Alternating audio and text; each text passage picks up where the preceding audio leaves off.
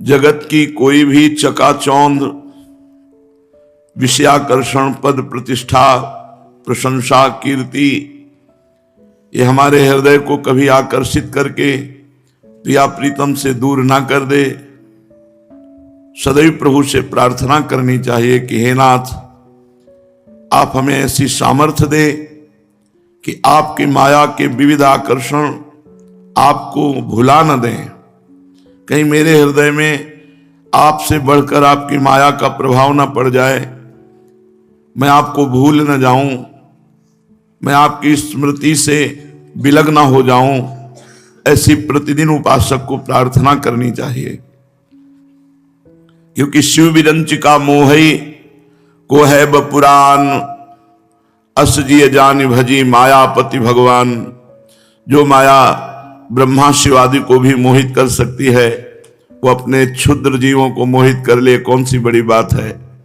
इसलिए मायाधीश प्रभु के चरणारविंद का आश्रय लेकर उनसे हम प्रार्थना, उनसे हम विनय करें कि नाथ, आपकी इस प्रचंड माया का प्रभाव कभी हमारे हृदय में इतना न पड़े कि हम प्रमाद स्थिति में आकर आपको भूल जाएं और माया को सत्य मानने लगे।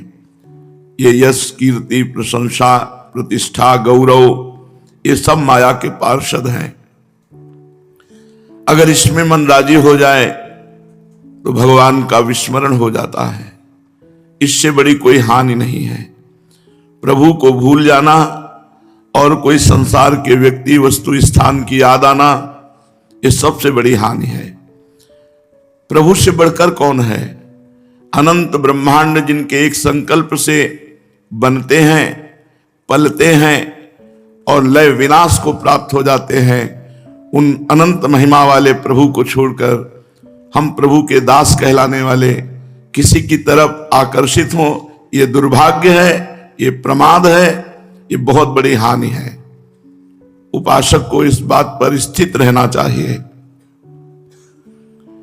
त्रिगुण का ऐसा प्रभाव है, सतोगुण, रजोगुण, तमोगुण का, ना चाहते हुए भी वो हमारे समय को भगवान से विमुख कर देती है। चतुर उपासक वही है जो हर समय भगवान का स्मरण करता है। कोई भी वस्तु, व्यक्ति, परिस्थिति, घटना प्रभु को भूल जाए, ऐसी प्रभाव न डाल पाए। यही सबसे बड़ी कसौटी है। भारी से भारी विपत्ति, संपत्ति, निंदा, स्तुति, मान, अपमान, इन द्वंद्वों में हम फंसकर अपने प्राण प्यारे प्रभु का विस्मरण कर दें, ये बहुत बड़ी हानि होगी। इसलिए स्मरण परायण रहें। जहां ऐसा लगता है कि आकर्षण हो जाएगा, वहां प्रभु से प्रार्थना कीजिए। वही ऐसी सामर्थ्य देंगे कि आकर्षण, कब जानेंगे कि आपके ऊपर आकर्षण हो गया? जब प्रभु से हटकर कोई और रूप ध्यान में आने लगे, प्रभु से हटकर कोई और बात अच्छी लगने लगे, जान लो कि हमारा आकर्षण माया का हो गया। बचो, नहीं जन्म के जन्म बर्बाद कर देने वाली ये भगवान की प्रचंड माया है। नाम जब छूटा, बड़ी भारी हानि हो गई। नाम जब चल रहा है, किसी का कोई प्रभाव नहीं पड़ेगा। विषयी पुरुष संसार की महत्ता रखते हैं, भागवतिक पुरुष भगवान की महत्ता रखते हैं। भगवान की महत्ता आपके हृदय में है, ये तभी मानी जाएगी जब किसी भी स्थिति परिस्थिति में भगवान का विस्मरण ना हो। हर समय मधुर मधुर प्रभु का नाम चल रहा है, और ये सब जादू का तमाशा है। ये जितना कुछ देख रहे हैं, ये भगवान की जादूगिरी है। ऐसी जादूगिरी है कि इसे समझा नहीं जा रहा, और इसी में फंसते चले जा रहे हैं। एक तरफ भगवान की विशुद्ध प्रेम लक्षणा भक्ति, और एक तरफ भगवान की मलिना माया, जो जीव को फंसाकर भगवत विमुख करके काम, क्रोध आदि में, अहंकार आदि में लिप्त कर देती है। इसलिए उपासक बहुत सावधान रहे। जन्म जन्मांतर से भटकते हो गए, अब हमें अवसर मिला है संसार से निकलने का, ना कि फंसने का। जिसका जितनी ऊंचाई का भजन होता है, उतनी ही ऊंचाई की फंसाओ वृत्तियां माया भेजती है। इसलिए कभी नहीं, प्रभु के सिवा हमें कहीं नहीं राजी होना।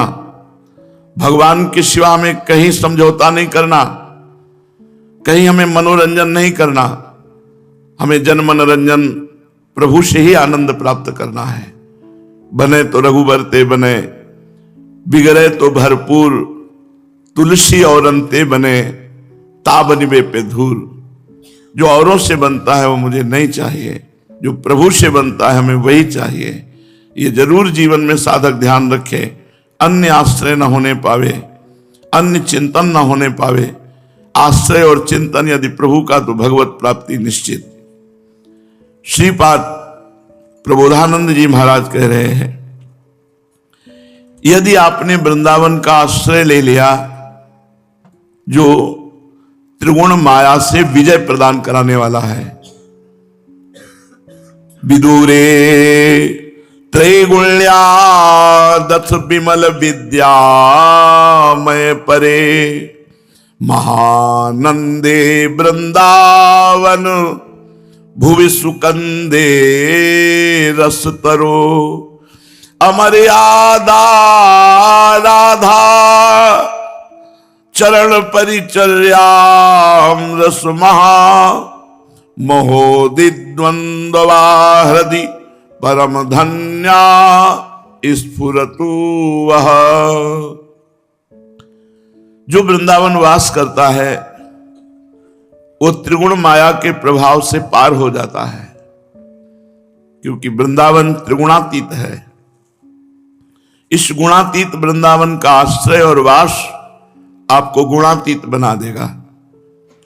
ये वृंदावन धाम त्रिगुणमयी माया का रचा हुआ नहीं है, बहुत दूर माया से ये चिदानंदमय धाम है। ये मानो रस का वृक्ष है, वृंदावन रस का वृक्ष है और इसके फल हैं श्री श्यामा श्याम। यदि हम वृंदावन रूपी वृक्ष का सेवन करेंगे तो हमें श्यामा श्याम रूपी रस का रसास्वादन करने को मिलेगा। जब वृंदावन का एकमात्र आश्रय ले लिया जाता है, भले शरीर से वास न हो, कहीं दूर रह रहे हो, लेकिन आश्रय वृंदावन का है, भरोसा वृंदावन का है, तो वृंदावन अमर्यादा राधा चरण परिचर्याम रस महा, वेदातीत गोरे चरणारविंद गौरांगी प्रिया के जो हैं इनकी दासता प्रदान कर देता है। आगम निगम पुराण इनसे परे जो तत्व है, प्रेम रस तत्व स्वरूपा श्री स्वामिनी जू के चरणों में केवल वृंदावन की रजरानी से प्रेम होता है। जो अनन्य निष्ठा आती है वो वृंदावन रज का सेवन, वृंदावन के सेवन से आती है। राहो को काहो मन ही दिए, मेरे प्राणनाथ श्री श्यामा शपथ करो तृण छिए। इसमें आखिरी पंक्ति में महाप्रभु हरिवंश चंद्र जू कहते हैं, जैसे हित हरिवंश अनंत सच नाही बिन या रजहि लिए। बिना वृंदावन रजोप सेवी हुए आप प्रिया प्रीतम में आसक्त नहीं हो सकते, और बिना आसक्ति के लीला में प्रवेश नहीं, स्वरूप बोध नहीं। अगर ये दोनों नहीं हुए तो जीवन शून्य ही तो रहा। न तत्व बोध है, न चरणों में प्रेम है, न देहाध्यास छूटा, तो फिर क्या मिला हमें हमारे मानव जीवन की साधना में। इसलिए उपासक माया पर विजय प्राप्त करना बहुत कठिन है।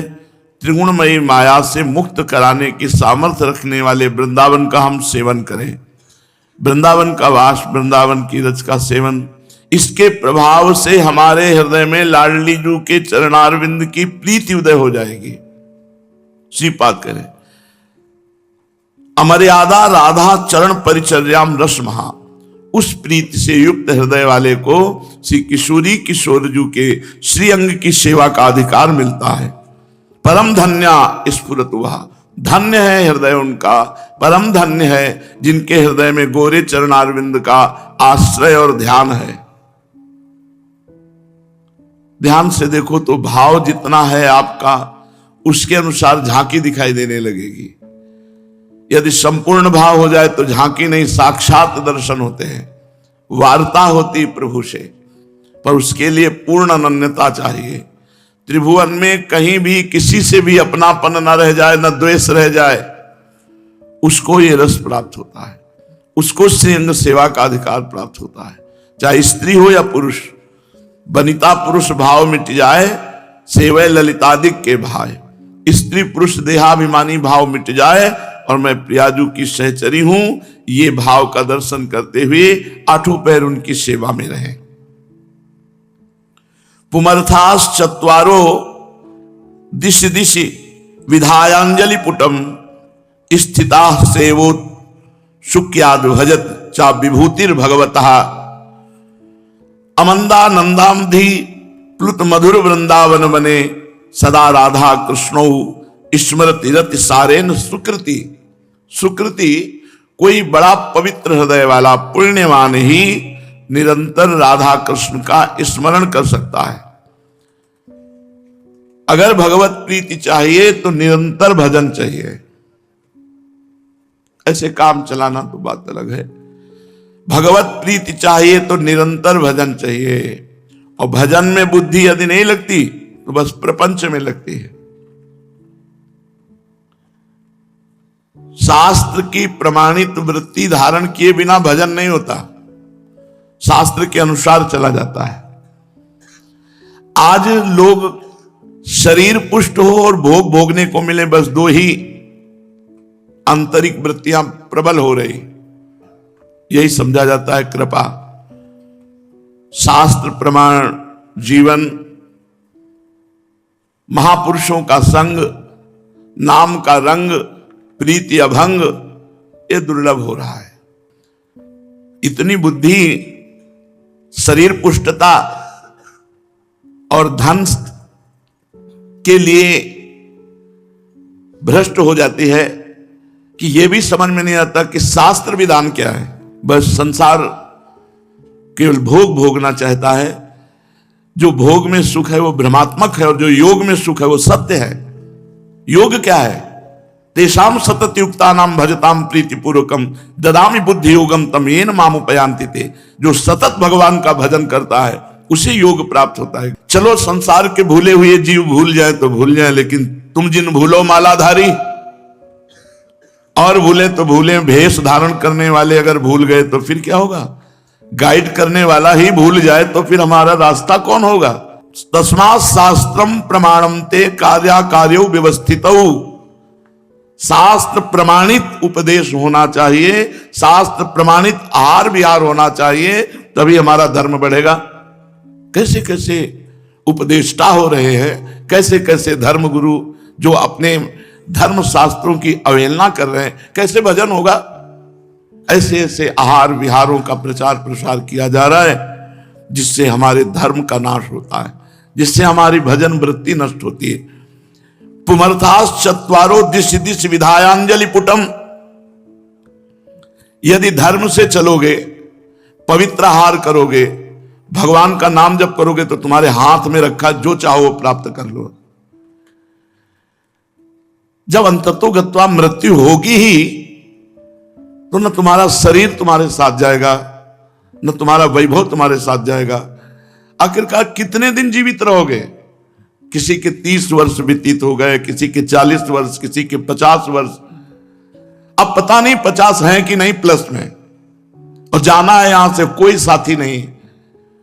अरे उस दिन की बात याद करो जब आपके प्राण पखेरु उड़ेंगे और कोई आपका साथी नहीं, एकमात्र गोविंद साथी है। ऐसा खाओ पियो कि आपकी बुद्धि शुद्ध रहे, ऐसा पढ़ो लिखो, ऐसा देखो कि आपकी बुद्धि शुद्ध रहे, ऐसे चलो कि दूसरों का उपकार कर सको। बस शोषण वृत्ति बढ़ती चली जा रही है। कैसे शरीर पुष्ट हो, कैसे भोग भोगें, कैसे मनमत्त रहें, बस।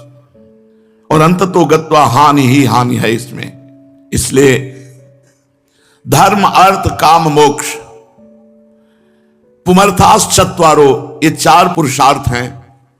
दिश दिश विधायांजलि पुटम। तुम जिधर देखोगे चारों तुम्हारे हाथ जोड़े खड़े रहेंगे। धर्म अर्थ काम मोक्ष। कब? जब राधा राधा राधा ऐसा तुम्हारी जिह्वा से निकलता रहेगा।